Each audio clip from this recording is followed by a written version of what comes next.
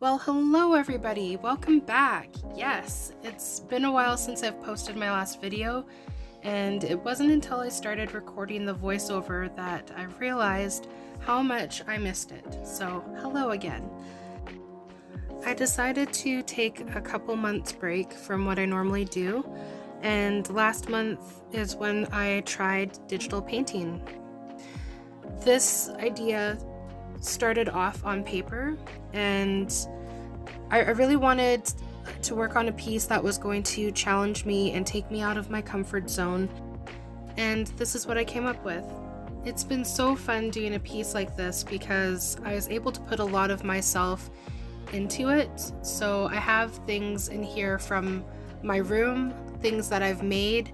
I have references to movies and TV shows that I like, and it also has a lot of future projects that I would like to do. So yes, I started this on paper, like I said before, and during the inking process, I made so many mistakes, but that's the thing with traditional artwork. You always get to a certain stage where it's a one and done kind of move. So when I created the digital version, it was so nice to have that backspace button, and believe me, I used it frequently. Working digitally is nothing like working on paper, and it took me a few hours to figure out where to start within the frame because you can zoom in and zoom out, and I had to figure out that balance of where to start in the frame. And I'd also like to mention the night that I spent changing the thicknesses of my lines just to figure out what looked good when it came to inking the background. Never mind about all the tools that you have to learn and how to customize them, how to create layers and how to work the layers. Never mind all that. Let's just concentrate on learning what thickness you have to use for your line work to look good. But that's just the nature of learning something new. It's always going to be a little bit of a struggle at the start, but the more and more you do it, it's going to just get a lot easier.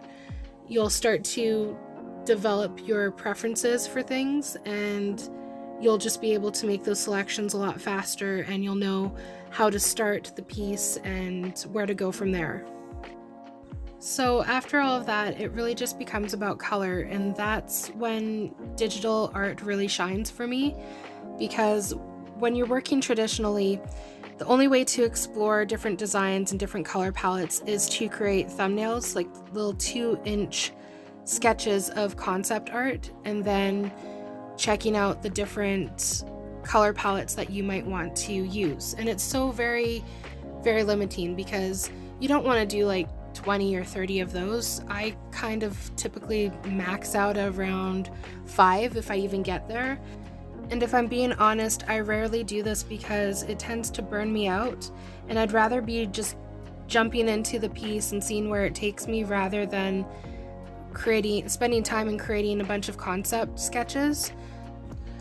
So working digitally has been really great for exploring those color curiosities without having any real setbacks, because you can save your line art on a separate layer and you don't have to worry about resketching or losing it. So you are really working with limitless color options.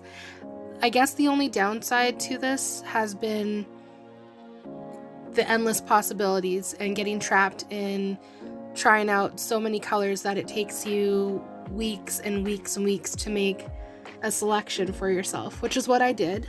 But I think this process will be faster in the end because I'll have so much experience choosing different colors and seeing how they work together. So it will actually become more about what I prefer to use rather than what I'm curious to see happen with the different colors.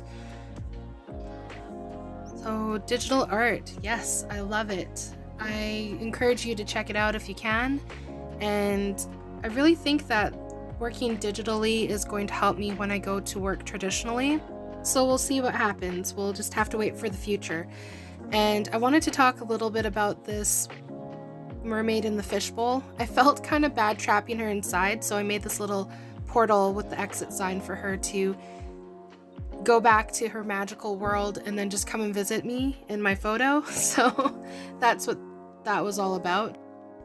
Yeah, so hey, thanks for watching. If you want to continue seeing strange and unusual content, hit that subscribe button. All my social media links are listed down below.